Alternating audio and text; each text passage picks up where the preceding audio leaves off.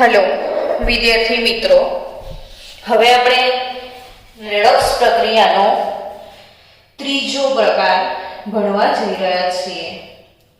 આ ત્રીજો પ્રકાર એટલે વિસ્થાપન રેડોક્સ પ્રક્રિયા। ત્રીજો પ્રકાર એટલે કઈ પ્રક્રિયા? વિસ્થાપન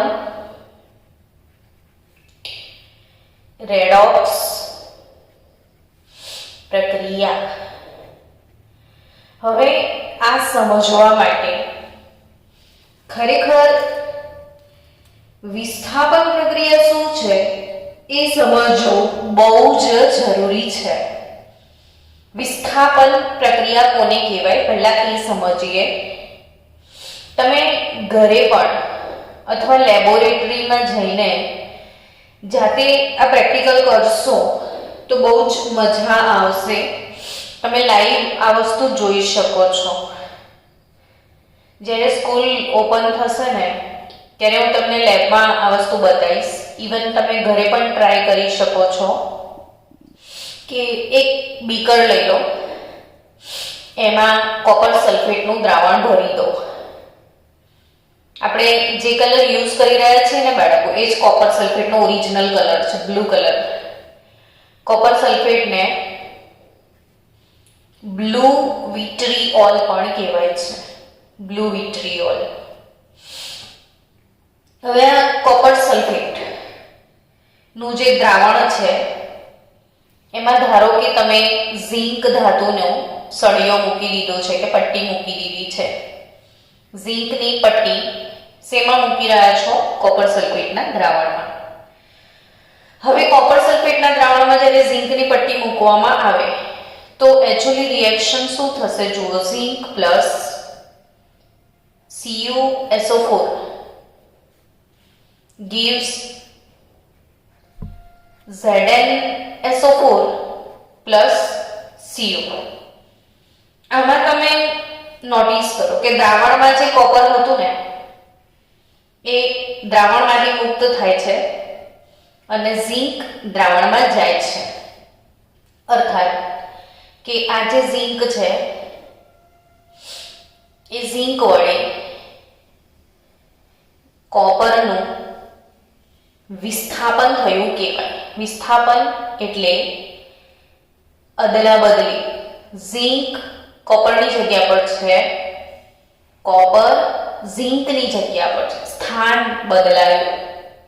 એટલે અહીં જે દ્રાવણમાંથી કોપરને દૂર કર્યું, કોણે? ઝીંક। આ પ્રક્રિયાને કઈ પ્રક્રિયા કહેવાય? વિસ્થાપન પ્રક્રિયા। હવે અહીંયા ઝીંક વડે કોપરનું વિસ્થાપન શક્ય બન્યું। પહેલું તો આપણે રેડોક્સ પ્રક્રિયા એ છે કે નહીં એને ચેક કરી લઈએ। તો જ્યારે એ રેડોક્સ છે કે નહીં ચેક કરવું હોય તો તમને શું કરવું પડે? તો કે અહીંયા જે તમામ સ્પીસીસ છે ને એ બધાનો ઓક્સિડેશનાંક લખીએ। ઝીંક ધાતુ મુક્ત અવસ્થામાં એનો ઓક્સિડેશનાંક 0 હોય, પણ કોપર સલ્ફેટનું દ્રાવણ છે તો આનો અર્થ એમ થયો કે એ શેનું બનેલું છે?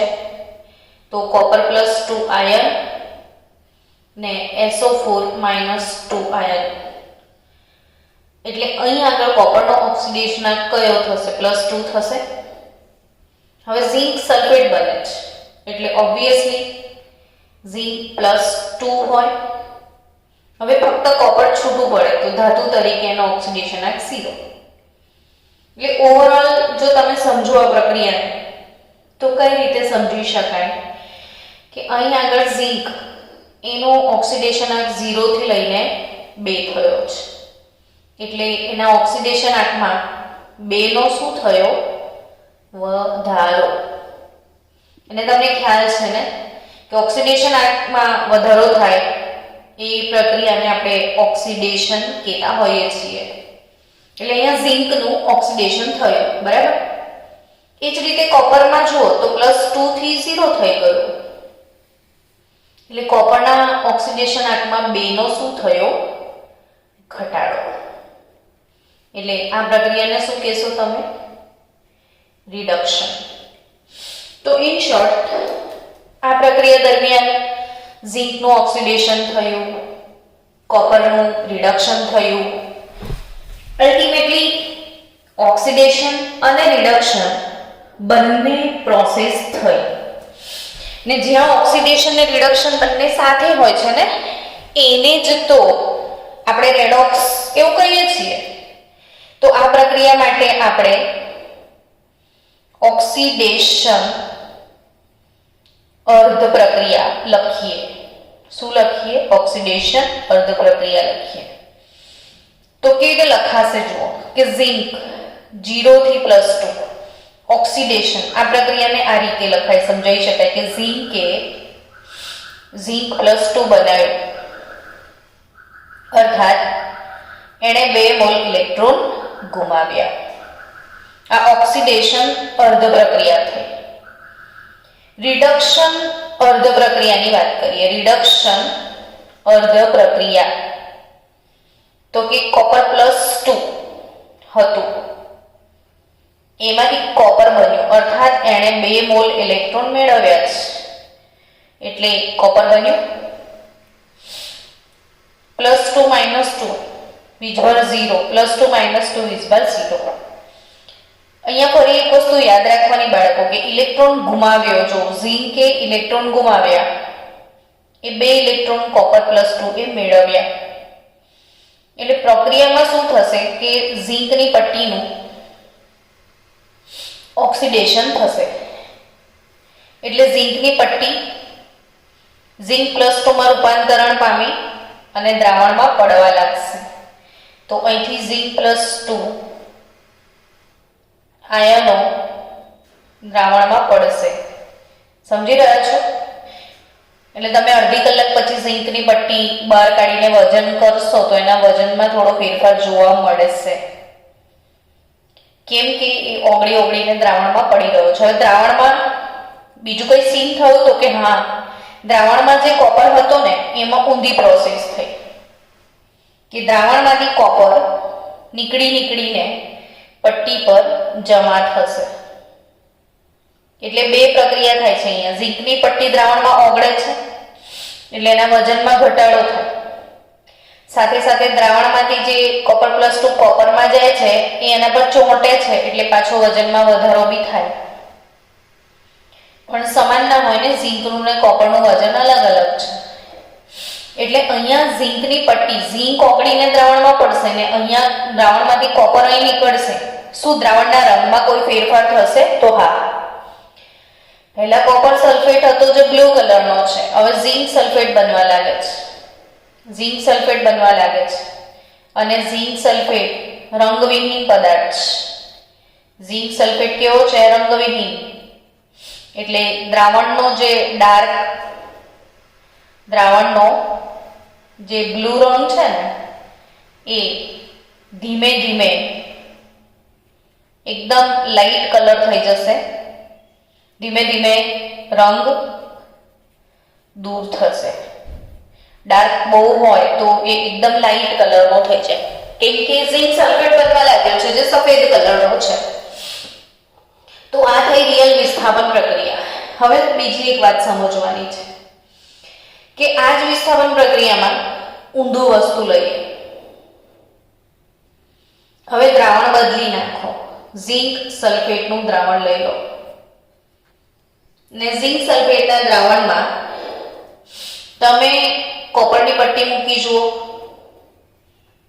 આનાથી ઊંધું કર્યું ને આપણે. પહેલા શું હતું? કોપર સલ્ફેટના દ્રાવણમાં ઝિંકની પટ્ટી હતી. હવે શું કર્યું? ઝિંક સલ્ફેટના દ્રાવણમાં કોપરની પટ્ટી મૂકી તો પ્રક્રિયા થશે નહીં. હવે કેમ નહીં થાય આ સમજવું બહુ જ જરૂરી છે.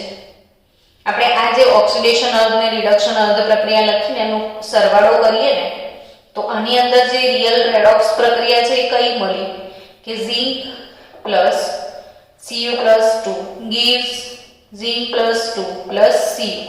આનો અર્થ એવો નીકળે કે ઝિંક એ કોપર સલ્ફેટને તેના દ્રાવણમાંથી મુક્ત કરે છે. શબ્દ શું છે કે ઝિંક એ કોપર સલ્ફેટને અથવા કોપરને તેના દ્રાવણ માંથી મુક્ત કરે છે. હવે આ કઈ રીતે બને છે આ ઘટનાને આપણે ડિટેલમાં સમજીએ. સમજી રહ્યો છો ને? થોડું વધારે ડિટેલમાં જઈએ કે આ ઘટના કેમ બની, કેમ કે આ તમારે કોમ્પિટિટિવ લેવલ માટે બહુ જ ઇમ્પોર્ટન્ટ છે, બહુ જ ઇમ્પોર્ટન્ટ છે. 11th અને 12th માં પણ આ જ વસ્તુ વારે વારે આવશે. એટલે 12મા ધોરણમાં ઇલેક્ટ્રોકેમિસ્ટ્રી ચેપ્ટર માટે, મેટલર્જી ચેપ્ટરમાં પણ આ ટોપિક છે જ બધા. એટલે અગત્યનો ટોપિક છે માટે તો આપણે એને ટાઈમ આપીએ છીએ. હવે પ્રશ્ન થાય કે મેડમ એવા તો તમે ઘણા બધા પ્રશ્નો પૂછી શકો છો કે આના દ્રાવણમાં આની પટ્ટી મૂકીએ, એલ્યુમિનિયમ નાઇટ્રેટના દ્રાવણમાં કોપરની પટ્ટી મૂકીએ, એલ્યુમિનિયમના દ્રાવણમાં સિલ્વરની પટ્ટી મૂકીએ તો પ્રક્રિયા થાય કે ના થાય? અમને કેવી રીતે ખબર પડે? એવું થાય ને તમને? તો એ વસ્તુ તમને સમજાવવા જઈ રહી છું કે આપણે ધોરણ 10 માં ધાતુની સક્રિયતા શ્રેણી, ધોરણ 10 માં ધાતુની સક્રિયતા શ્રેણી ભણ્યા હતા. આ શ્રેણી એક ચાર્ટ પેપર પર લખીને ઘરમાં લગાવી દેજો. તમને બધાને બાય હાર્ટ કરી નાખવાની છે, આવડવી જોઈએ. ઇવન 10th સ્ટાન્ડર્ડમાં તમે કંઈ ને કંઈ પોએમ બનાવી હશે એને યાદ રાખવા માટે, તો એ પોએમ થ્રુ આખી શ્રેણી મોડે કરી નાખજો. જો હું લખું છું KNA CaMg, તમારી જે તે પોએમ હોય એ લર્ન કરતા જજો મનમાં. KNA CaMg, અલમન, aluminium manganese, zinc Fe, NiSnPb, nickel, tin, lead, then hydrogen, copper, Ag, Hg અને Au, સિલ્વર, મર્ક્યુરી અને ગોલ્ડ. હવે આ ધાતુની સક્રિયતા શ્રેણી તમને યાદ રાખવી જોઈએ જ, બહુ જ અગત્યની છે. કેમ યાદ રાખવાની એને સમજીએ. જો અહીંયા આગળવાળી ધાતુઓ સક્રિય છે, પાછળવાળી ઓછી સક્રિય કહેવાય. હવે આપણે કોપર અને ઝિંકની કમ્પેરિઝન કરો તો ઓબ્વિયસલી તમે એવું કહી શકો કે ઝિંક એ કોપર કરતા વધુ સક્રિય છે. ઓબ્વિયસલી એવું કહી શકો છો ને કે ઝિંક એ કોપર કરતા વધુ સક્રિય છે. તો આનો અર્થ શું નીકળ્યો? ઝિંક એ કોપર કરતા વધુ સક્રિય છે, મતલબ કે એ વધુ સક્રિય હતી એટલે ઝિંક કોપરનું વિસ્થાપન કરી શક્યું. અર્થાત તમારે યાદ રાખવાનું છે કે વધુ સક્રિય ધાતુ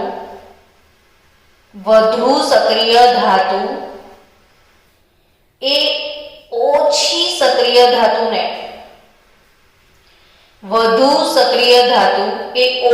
સક્રિય ધાતુને તેના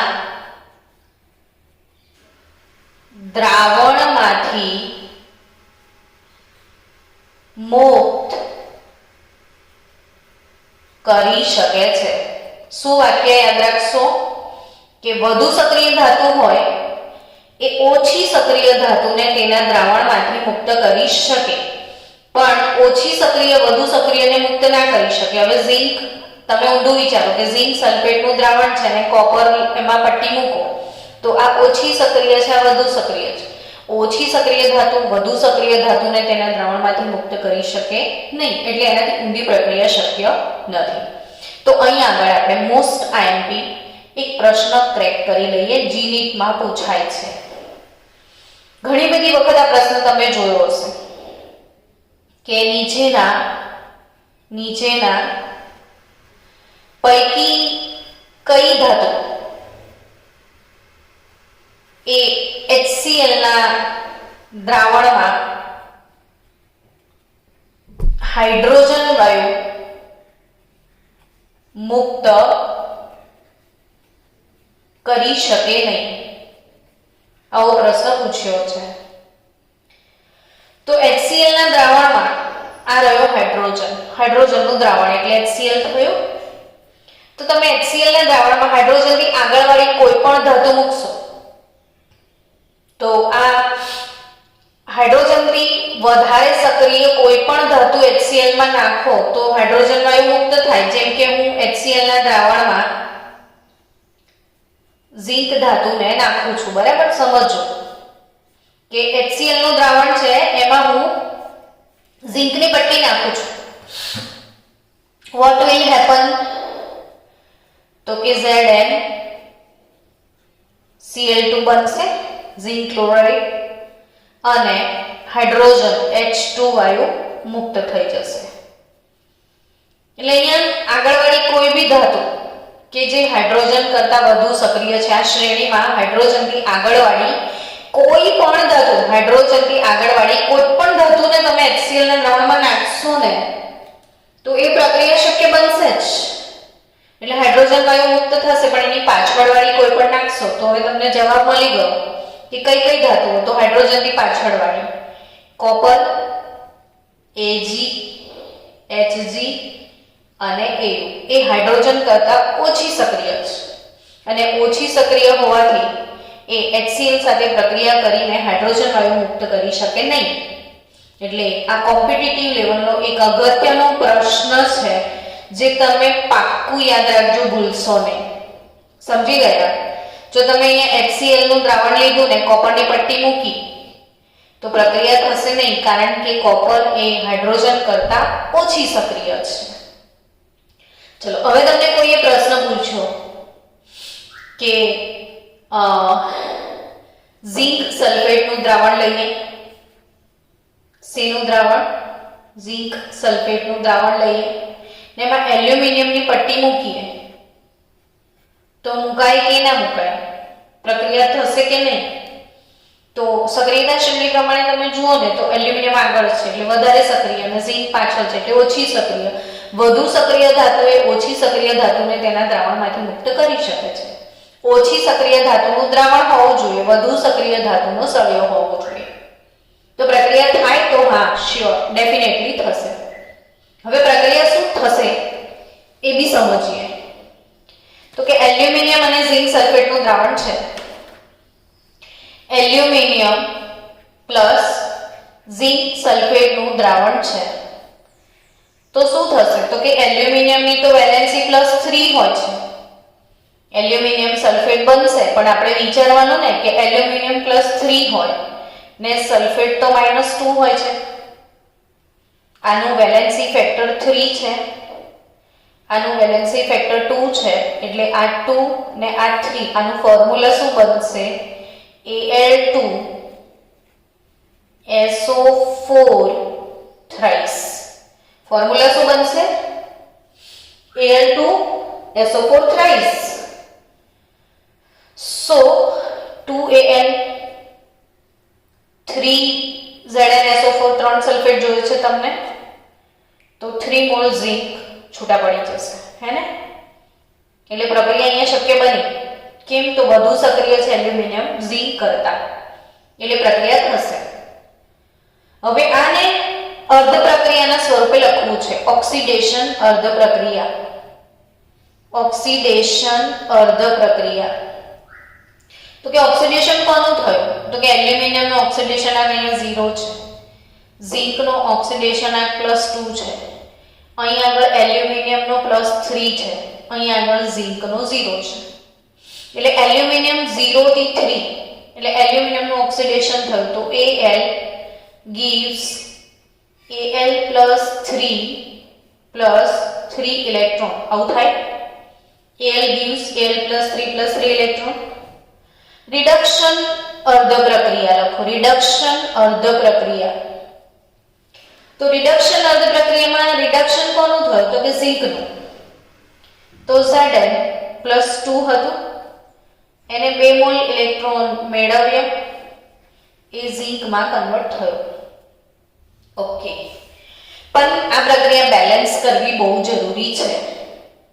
જો આ બાજુ 3 મોલ ઇલેક્ટ્રોન છે, આ બાજુ 2 મોલ ઇલેક્ટ્રોન છે, તો ઓબ્વિયસલી આને 2 વડે ગુણી નાખો, આને 3 વડે ગુણી નાખો, એટલે હવે પ્રક્રિયા બેલેન્સ થઈ જશે. તો કે 3Al નહીં, આને 2 વડે ગુણવાનું છે, 2Al + 3 6 ઇલેક્ટ્રોન થઈ ગયો. આને 3 વડે ગુણી નાખો, 3Zn + 2 6 ઇલેક્ટ્રોન, 3 ઝિંક. હવે ઓવરઓલ ટોટલ કરો તો રિયલ રેડોક્સ તમને મળશે કે 2 mall Al 3 mall zinc + 2 gives 2 mall Al + 3 + 3 moles of zinc. Done. તો આની અંદર સમાયેલી મૂળભૂત રેડોક્સ પ્રક્રિયા છે. તો આ પણ આ ટાઈપની જે રેડોક્સ છે બધી એને વિસ્થાપનીય રેડોક્સ કહેવાય. કઈ પ્રક્રિયા કહેવાય બાળકો?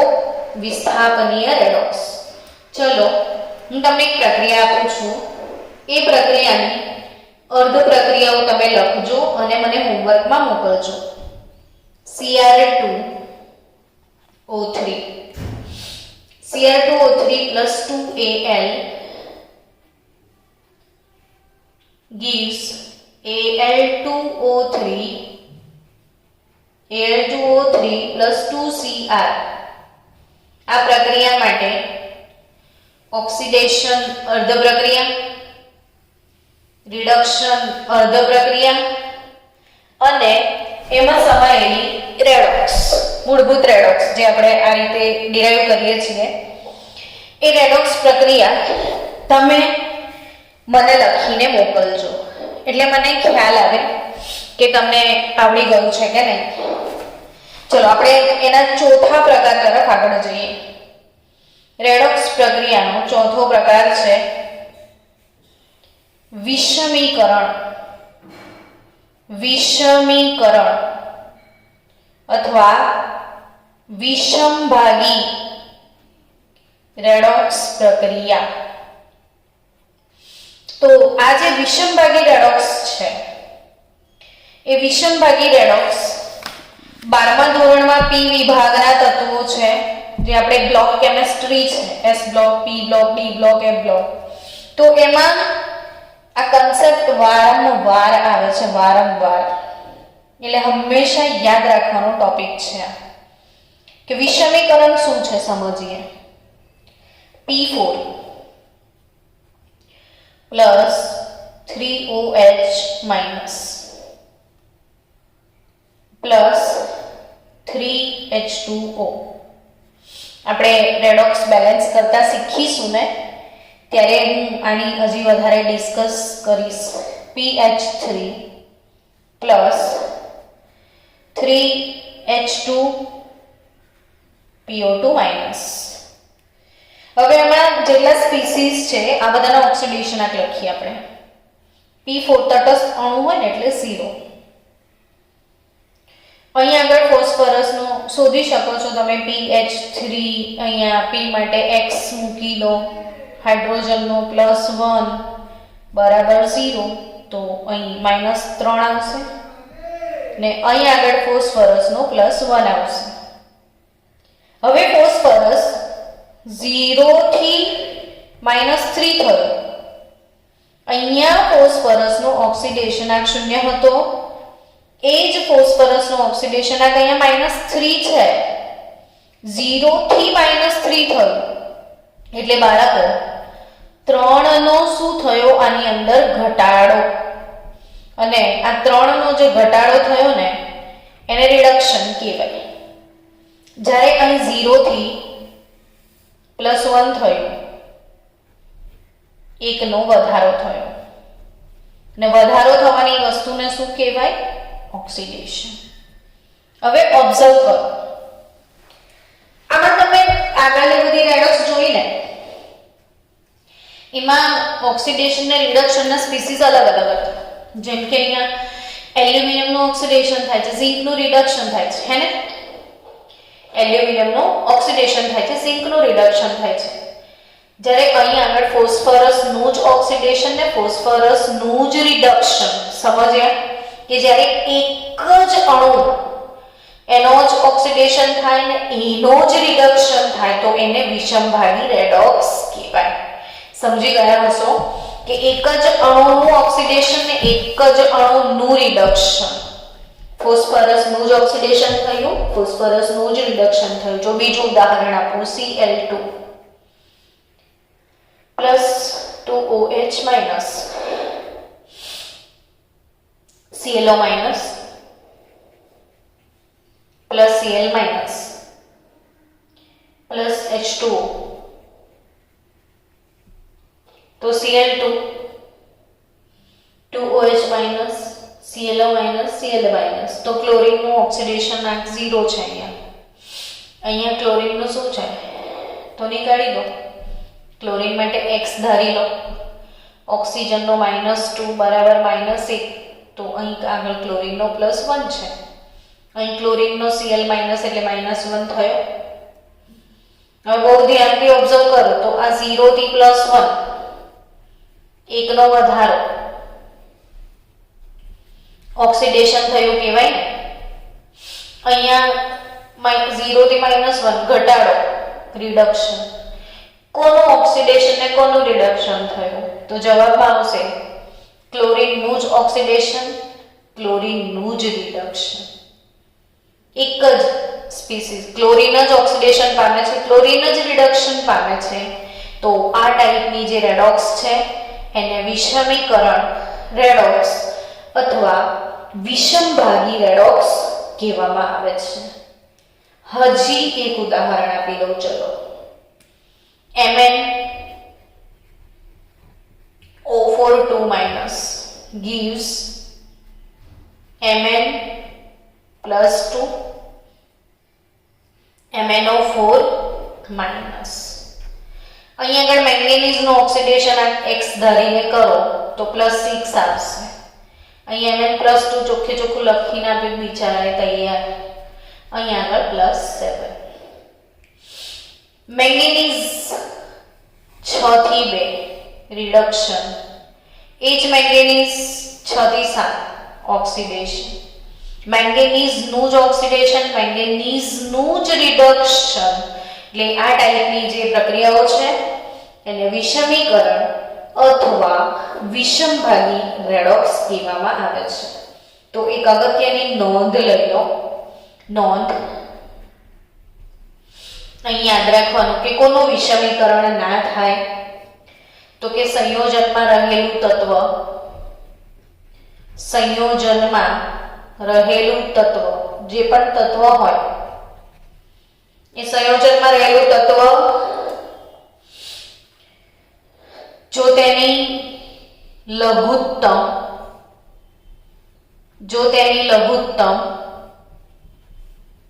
અથવા મહત્તમ ઓક્સિડેશન અવસ્થામાં હોય તો વિષમીકરણ ન થાય. એટલે મહત્તમ એટલે શું તો ધારો કે સલ્ફર છે, બરાબર. હવે આ H2SO4 નામનું સંયોજન હોય, અહીંયા સલ્ફર છે, તો સલ્ફર કયા સમૂહનું સભ્ય તો તમારો આન્સર આવશે કે મેડમ 16મા સમૂહ. ઓકે, હવે જો એ 16મા સમૂહનું સભ્ય હોય ને બાળકો તો 16મા સમૂહની મહત્તમ ઓક્સિડેશન આંક +6 અને 16મા સમૂહ વાળો મેક્સિમમ 6 ઇલેક્ટ્રોન ગુમાવી શકે જ્યારે 2 મેળવી શકે. એટલે એનો મહત્તમ +6 હોય ને લઘુત્તમ -2 હોય. એટલે જે સંયોજન મહત્તમ અથવા લઘુત્તમમાં હોય તો એનું વિષમીકરણ મતલબ સંયોજનમાં રહેલું તત્વ તો H2SO4 માં રહેલું તત્વ સલ્ફરનો ઓક્સિડેશન આંક છે +6. હવે એનો મહત્તમ બી 6 છે ને લઘુત્તમ -2, તો એનો મહત્તમ ઓક્સિડેશન આંકમાં છે એટલે H2SO4 નું વિષમીકરણ શક્ય નથી. પણ જો સલ્ફર +4 વાળો હોય જેમ કે SO2 છે, SO2 માં સલ્ફરનો ઓક્સિડેશન આંક +4 છે તો એ +4 થી -2 માં પણ જઈ શકે અને મહત્તમ 6 માં પણ આવી શકે. 4 થી 2 ઘટી બી શકે, વધી બી શકે. તો આવી જો સ્પીસીસ હોય તો વિષમીકરણ શક્ય બને. પણ મહત્તમમાં અથવા લઘુત્તમમાં હોય તો વિષમીકરણ શક્ય બનશે નહીં. કેમ કે સલ્ફર જે છે એ 16મા સમૂહનો સભ્ય છે, તો +6 થી વધારે ઓક્સિડેશન આંક એનો શક્ય જ નથી. સમજ્યા? મહત્તમ 16મા સમૂહનો મહત્તમ ઓક્સિડેશન આંક 6, 15મા સમૂહનો સભ્ય હોય તો મહત્તમ ઓક્સિડેશન આંક +5, 14મા સમૂહનો સભ્ય હોય તો મહત્તમ ઓક્સિડેશન આંક +4, 13મા સમૂહનો સભ્ય હોય તો મહત્તમ ઓક્સિડેશન આંક +3 હોય છે. એટલે જે તે તત્વ તેના મહત્તમમાં હોય અથવા લઘુત્તમમાં હોય. જેમ કે ક્લોરીન છે, 17મા સમૂહનો સભ્ય છે, તો 17મા સમૂહના સભ્યની મહત્તમ ઓક્સિડેશન આંક +7 ને લઘુત્તમ -1. 7 ગુમાવે અથવા 1 મેળવે. હવે એ 7 મહત્તમ -1 લઘુત્તમ, તો એ +7 અથવા -1 પર હોય તો વિષમીકરણ શક્ય નથી. પણ અહીં ક્લોરીન 0 હતો એટલે 0 થી વધી પણ શક્યો, 0 થી ઘટી બી શકે છે. એટલે અહીં આગળ વિષમીકરણ શક્ય બન્યું છે. તો અલ્ટિમેટલી રેડોક્સ પ્રક્રિયાના જે 4 પ્રકાર છે એમાં પહેલું હતું સંયોગીકરણ રેડોક્સ, બીજું હતું વિઘટન રેડોક્સ, ત્રીજું હતું વિસ્થાપનીય રેડોક્સ અને ચોથું હતું આપણું વિષમીકરણ રેડોક્સ. ને જ્યારે રેડોક્સ પ્રક્રિયાના પ્રકાર મેં તમને સમજાવ્યા છે. હવે આ ચેપ્ટરમાં આવતીકાલે આપણે સ્ટોપ નોટેશન શું છે એ ભણીશું અને રેડોક્સ પ્રક્રિયાઓને બેલેન્સ કરવા માટેની જુદી જુદી રીતો આપણે શીખીશું કે રેડોક્સ પ્રક્રિયા કેવી રીતે બેલેન્સ કરી શકાય. તો એ આપણે શીખીશું.